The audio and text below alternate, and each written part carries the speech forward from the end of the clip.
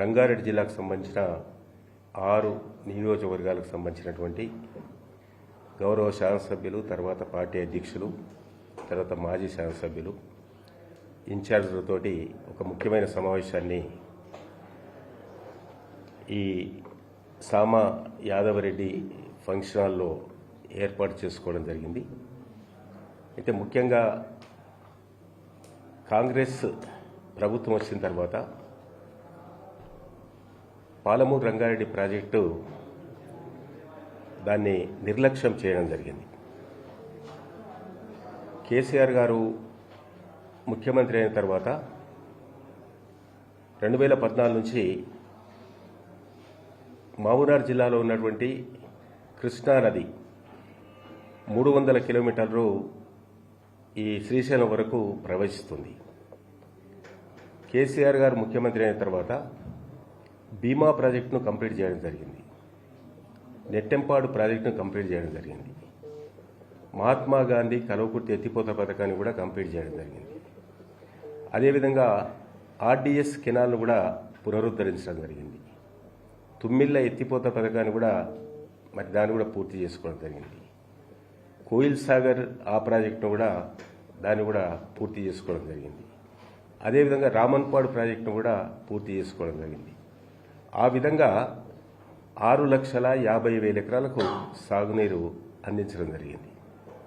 రెండవసారి ముఖ్యమంత్రి అయిన తర్వాత పాలమూరు జిల్లా అంటే వలసల జిల్లా, కూలీల జిల్లా, పేద జిల్లా, ఆకలి జిల్లా అనే పేరు ఉండేది.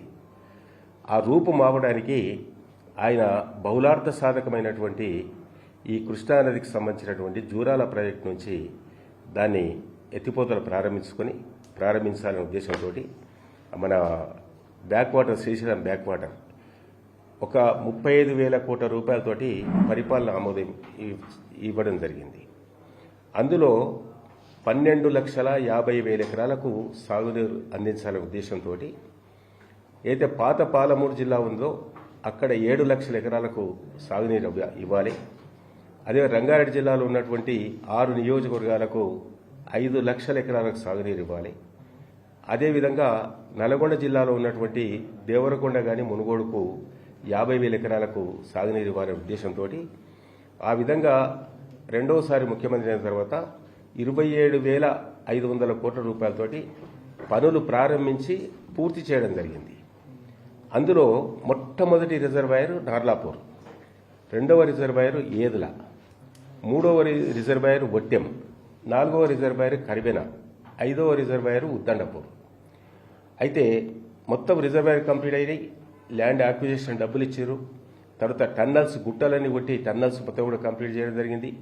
అదేవిధంగా అన్ని రిజర్వాయర్ దగ్గర హెడ్ వర్క్స్ కంప్లీట్ చేసి మోటార్స్ కూడా బిగించడం జరిగింది. వారు ఉన్నప్పుడే ఒక మోటార్ కూడా ప్రారంభించడం జరిగింది. మరి కాంగ్రెస్ ఎన్నికల ముందు ఇచ్చినటువంటి హామీల్లో వ్యవసాయ పాలసీలు చెప్పడం జరిగింది. మేము వచ్చిన సంవత్సరం లోపల ఈ పాలమూరు రంగారెడ్డి ప్రాజెక్టుతో పాటు మహబూబ్నగర్ జిల్లాలో ఉన్నటువంటి మిగిలిన ప్రాజెక్టులు కంప్లీట్ చేస్తాం, దానికి 1,00,000 కోట్లైనా కేటాయిస్తామని చెప్పారు. కానీ 2 సంవత్సరాల కాలంలో ఈ రేవంత్ రెడ్డి గారి ప్రభుత్వం, ఈ కాంగ్రెస్ ప్రభుత్వం ₹1 కూడా కేటాయించలేదు. ఒక్క తట్టెడు మన్ను కూడా తీయలేదు. కనీసం కాలువలకు ఒక 5,000 నుంచి 10,000 కోట్ల రూపాయలు కేటాయిస్తే ఇవాళ మహబూబ్నగర్ జిల్లా, రంగారెడ్డి జిల్లా మొత్తం కూడా సస్యశ్యామలమయ్యేది, పాడి పంటలతో తులదిగేది. కానీ ఇప్పటి వరకు కూడా కేటాయించలేదు. మొన్న పార్టీ కార్యాలయంలో కేసీఆర్ గారు మాట్లాడిన తర్వాత ఇప్పుడు కాంగ్రెస్ వాళ్ళు జబ్బలు సరుచుకుంటున్నారు. కేసీఆర్ ఏం చేయలేదు, అంతా మేమే చేసినాం, మేము 7,000 కోట్ల రూపాయలతో టెండర్స్ పిలిచినాం, అది అని చెప్పి ఉత్తమ్ కుమార్ రెడ్డి, ముఖ్యమంత్రి, మిగతా మంత్రులు మూకుమ్మడిగా దాడి చేయడం జరుగుతుంది. అయితే మేము డిమాండ్ చేస్తూ ఉన్నాం, మరి డిపిఆర్ ఢిల్లీ నుంచి వాపసు వచ్చిన తర్వాత ఈ ప్రభుత్వం ఏ విధంగా స్పందించింది? మళ్ళీ కొత్త డిపిఆర్ తయారు చేసి ఢిల్లీలో కూర్చొని ఆ విధంగా మళ్ళీ దానికి సంబంధించినటువంటి 12,50,000 ఎకరాలకు అనుమతులు తీసుకొచ్చిర్రా? అదొకటి.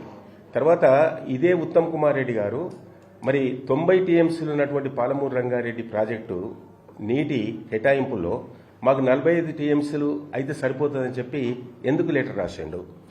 డిపిఆర్ వస్తే వాపసు వస్తే ఎందుకు బయట పెట్టలేదు? కాబట్టి ఇదంతా కూడా పాలమూరు ప్రజలను, రంగారెడ్డి ప్రజలను, నల్గొండ ప్రజలను, రైతాంగాన్ని మొత్తం కూడా నడ్డి విడిచడానికి, రైతులు మొత్తం కూడా మరి ఆ విధంగా నష్టపరచడానికి ఈ కాంగ్రెస్ ప్రభుత్వం సకల విధాల ప్రయత్నం చేస్తుంది. మరి అబద్దాలు మాట్లాడుతుంది, మాయమాటలు చెప్తుంది. ఎన్నికల్లో ఏవైతే హామీలు ఇచ్చారో అదేవిధంగా ఈరోజు ఈ ప్రాజెక్టు మీద కూడా వాళ్ళు అబద్దం, మాయమాటలు, దొంగ మాటలు, లంగమాటలు చెప్పడం జరుగుతుంది. కాబట్టి మేము కేసీఆర్ గారి నాయకత్వంలో వారి ఆదేశాల ప్రకారం ఇటు రంగారెడ్డి జిల్లాలో కూడా ఈరోజు మొట్టమొదటిసారిగా మరి సమావేశం ఏర్పాటు చేసుకున్నాం. అదేవిధంగా మహబూబ్నగర్ జిల్లాలో ఏర్పాటు చేసుకుంటాం, నల్గొండ జిల్లాలో ఏర్పాటు చేసుకుంటాం. తప్పకుండా రైతాంగాన్ని సమీకరించుకొని మరి లక్షలాది మందితో మరి సమావేశాలు నిర్వహించి, బహిరంగ సభలు నిర్వహించి ఈ కాంగ్రెస్ ప్రభుత్వం యొక్క విధానాలు ఎండగట్టి తప్పకుండా వారికి బుద్ధి వచ్చే విధంగా మరి రైతాంగాన్ని ప్రజలను సమీకరించుకొని మరి కార్యాచరణ ప్రణాళిక రూపొందించుకోవడం జరగడానికే ఈ సమావేశం ఏర్పాటు చేయడం జరిగిందని మీ ద్వారా తెలియజేస్తాను.